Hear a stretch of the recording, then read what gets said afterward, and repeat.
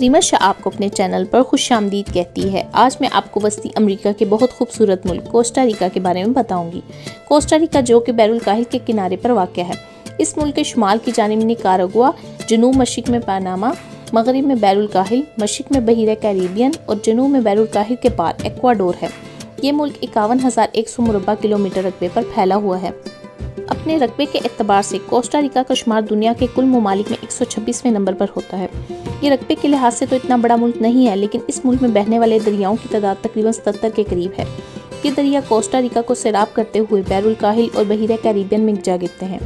جون 2017 کی رپورٹ کے مطابق اس ملک کی کل آبادی 49,47,490 افراد تھی، جس کی بنیاد پر اسے دنیا کا آبادی کے حوالے سے 119واں بڑا ملک مانا گیا تھا۔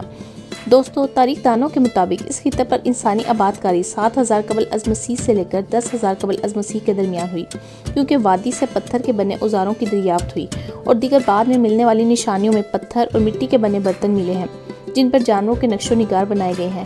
حالانکہ یہاں قدیم زمانے سے لوگ رہائش رکھے ہوئے ہیں، مگر کوسٹا ریکا کے مقامی باشندوں کی ثقافت کا یہاں کی موجودہ آبادی پر بہت کم اثر دیکھنے کو ملتا ہے۔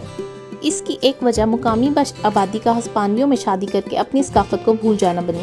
صرف کوڈی عراق کے پہاڑیوں میں کچھ قبیلے جیسے بوروکا اور بری بری جنہوں نے آج تک اپنی ثقافت کو ختم نہیں ہونے دیا، کیونکہ کوسٹا ریکا کو ایک ہسپانوی باشندے کولمبس نے کھوجا تھا۔ اسی لیے ہسپانیہ یعنی اسپین نے ملک کو اپنی ملکیت قرار دیتے ہوئے یہاں ہسپانوی نو آبادی کی بنیاد رکھی۔ ہسپانوی کوسٹا ریکا کے لوگوں سے جبری مزدوری کرواتے تھے، یہی وجہ ان کی نسل کی کمی کی بنی۔ کچھ لوگ بھوک سے مر گئے تو کچھ لوگ ہجرت کر گئے۔ اس ملک کو خیر آباد کہہ گئے تھے۔ وسطی امریکہ کے دیگر ممالک کی طرح کوسٹا ریکا کو ہسپانیہ کے خلاف اپنی آزادی کی جنگ لڑنا پڑی تھی۔ 15 ستمبر 1821 کو ہسپانیہ اور میکسیکی جنگ کے بعد ہسپانیہ نے وسطی امریکہ کے بیشتر ممالک کو آزادی دے دی۔ آج بھی کوسٹا ریکا میں 15 ستمبر کو آزادی کا دن منایا جاتا ہے۔ آزادی کے بعد کوسٹا ریکا کے احکام ملک کو بہتر بنانے میں ناکام رہے اور 2 دھڑوں میں تقسیم ہو گئے۔ ان میں ایک دھڑا میکسیکی سلطنت کا حصہ بننے کے حق میں تھا اور ایک دھڑا مکمل آزادی کے حق میں تھا۔ ان دونوں دھڑوں کے اختلافات کے باعث پہلی کوسٹا ریکی جنگ شروع ہوئی۔ 1821 میں شروع ہونے والی جنگ کا خاتمہ 1823 میں ہوا، جب آزادی حاصل کرنے والوں نے فتح پائی اور وسطی امریکہ کے ممالک کی ایک مشترکہ لیکن کچھ اصولوں کے مطابق ایک ریاست قائم کی گئی۔ اس ریاست کو وفاقی جمہوریہ وسطی امریکہ کا نام دیا گیا تھا۔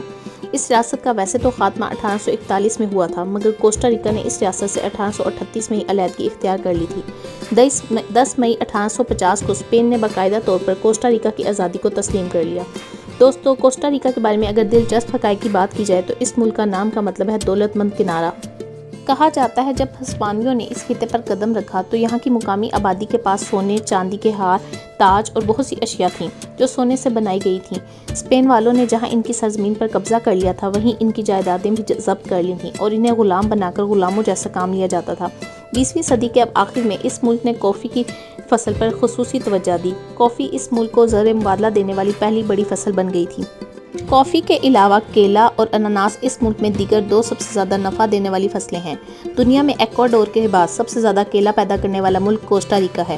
دیگر سبزیاں اور موسمی پھلوں کی کاشت بھی کی جاتی ہے۔ کپاس عرصہ دراز سے اس خطے پر کاشت کی جاتی رہی ہے، مگر اچھا منافع نہ ملنے کی وجہ سے اب اس فصل پر زیادہ توجہ نہیں دی جاتی۔ 2006 میں سیاحت کا شعبہ زراعت کے شعبے سے آگے نکل گیا تھا۔ ملک کی آمدنی کا زیادہ تر انحصار سیاحت کے شعبے پر چلا گیا تھا، پھر یہ کچھ عرصہ زوال کا شکار رہا اور اب دوبارہ ملک کو سنبھالنے والا شعبہ بننے جا رہا ہے۔ 2015 میں اس ملک میں آنے والے غیر ملکی سیاحوں کی تعداد 26,60,000 سے زائد تھی۔ سیاحوں کی اس تعداد سے کوسٹا ریکا نے $2.882 بلین کمائے۔ کوسٹا ریکا میں آنے والے سیاحوں کی سب سے زیادہ تعداد شمالی امریکہ اور وسطی امریکہ سے ہوتی ہے۔ ان کے بعد یورپی ممالک سے آتے ہیں۔ پاکستان میں کوسٹا ریکا کی ایمبیسی نہ ہونے کی وجہ سے بہت سے پاکستانی اس ملک میں جانے کا سوچتے ہی نہیں۔ اگر آپ کے پاسپورٹ پر 3 ماہ کی میعاد والا US، UK، کینیڈا یا یورپی یونین کے کسی بھی ملک کا ویزا لگا ہوا ہو تو آپ پاناما اور کوسٹا ریکا میں داخل ہو سکتے ہیں۔ بس آپ کو وہاں پہنچنے پر ٹورسٹ کارڈ دے دیا جائے گا، جس کی قیمت $30 ادا کرنی ہوگی۔ پاکستان سے کوسٹا ریکا جانے کے لیے فلائٹ ریٹرنز ٹکٹ تقریباً 2 لاکھ کے قریب ملیں گے، جو یقیناً عام سیاحوں کے جانے کے لیے عام سی بات ہوگی۔ اگر کوئی پاکستانی کسی یورپی یا کسی امریکی ممالک میں رہائش رکھے ہوئے ہو تو وہ بہت ہی کم پیسوں میں کوسٹا ریکا جا سکتا ہے۔ حتیٰ کہ امریکہ کے کئی ممالک سے کوسٹا ریکا جانے کے لیے فلائٹ ٹکٹس 15,000 سے 20,000 روپے میں آسانی مل جاتے ہیں۔ کوسٹا ریکا پاکستان سے 14,699 کلومیٹر کی دوری پر واقع ہے۔ پاکستان وقت کے لحاظ سے اس ملک سے 11 گھنٹے آگے ہے۔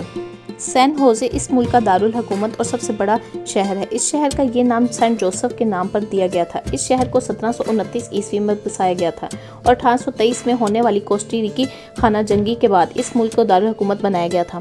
یہ تقریباً 45 مربع کلومیٹر رقبے پر پھیلا ہوا ہے اور اس شہر میں تقریباً 3,34,000 افراد رہائش پذیر ہیں، پلس 506 اس ملک کا کالنگ کوڈ اور CR اس ملک کا کنٹری ڈومین نیم ہے۔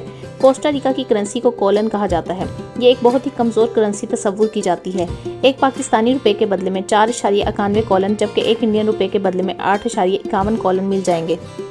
حکومت نے بہت کوشش کی ہے امریکی ڈالر کے اس ملک میں استعمال کو روکا جائے تاکہ اپنی کرنسی کی اہمیت کو بڑھایا جا سکے، مگر بہت کوششوں کے باوجود بھی حکومت ابھی تک یہ کرنے میں ناکام رہی ہے۔ ملکی کرنسی سے زیادہ یہاں ڈالر کا استعمال کیا جاتا ہے۔ کوسٹا ریکا کے دونوں جانب سے سمندری حدود ہونے کی وجہ سے یہاں صرف 2 طرح کے موسم پائے جاتے ہیں، مئی سے نومبر تک گرمیاں یعنی خشک موسم اور دسمبر سے اپریل تک یعنی سردیاں بارشوں کا موسم رہتا ہے۔ کوسٹا ریکا کل 33 جزائر سے مل کر بنا ہوا ملک ہے، جن میں کئی جزائر اتنے چھوٹے ہیں کہ ان پر زندگی کا وجود ممکن نہیں ہے۔ کوسٹا ریکا میں 4 یونیسکو ورلڈ ہیریٹیج سائٹس ہیں اور 8 نیشنل پارکس بنائے گئے ہیں جہاں بہت سے جنگلی جانور ہیں۔ کوسٹا ریکا ان 23 ممالک میں سے ایک ہے جنہوں نے اپنی آرمی کو ختم کر دیا تھا۔ کوسٹا ریکا میں آرمی کو 1948 میں اس بنا پر ختم کیا گیا تھا کہ آرمی نے حکومت کو ختم کرنے کی کوشش کی تھی۔ کوسٹا ریکا میں انسانوں کی اوسطاً عمر 79.3 سال ہے۔ یہاں تعلیم کی شرح بھی 97% تک پہنچ چکی ہے۔ غریبوں کے بچے جو تعلیم سے محروم رہ جاتے ہیں، حکومت نے کوسٹا ریکا نیشنل ریڈیو پر باقاعدہ کلاسز کا آغاز کر رکھا ہے تاکہ جو بچے اسکول نہ جا سکیں وہ گھر بیٹھ کر اپنی تعلیم حاصل کر سکتے ہیں۔ اسپینش اس ملک کی قومی اور سرکاری زبان کا درجہ رکھتی ہے۔ اس کے علاوہ دیگر زبانیں بھی بولی جاتی ہیں۔ فٹ بال اس ملک کی سب سے مقبول کھیل ہے۔ دنیا میں پائے جانے والے پرندوں اور میمز کی 18% سے زائد اقسام اسی ملک میں پائی جاتی ہیں۔ جس طرح ہم ہائے، ہیلو یا سلام سے اپنی بات چیت کا آغاز کرتے ہیں، اس ملک میں بولا جانے والا لفظ پورا ودا ہے، جس کا مطلب ہے خالص زندگی۔ مسیحیت اس ملک کا سب سے بڑا مذہب ہے۔ مسیحیت کے فرقے کیتھولزم کو اس ملک کی 70.5% آبادی مانتی ہے۔ 13.8% پروٹیسٹنٹ، 2.1% بدھزم کے ماننے والے، 1.3% ایسے ہیں جن کا کوئی بھی مذہب نہیں ہے، جبکہ 2.2% دیگر مذاہب کے ماننے والے ہیں، جن میں مسلم یہودی زیادہ تعداد میں ہیں۔ اوورآل مسلمانوں کی تعداد یہاں نہ ہونے کے برابر ہے۔ ریما شاہ اپنے ادارے اور چینل کی طرف سے آپ کا شکریہ ادا کرتی ہے۔ دنیا کی مختلف قوموں اور ملکوں، سیاحت، سیاست اور تمدن، مزید معلومات کے لیے میرے ساتھ جڑے رہیں۔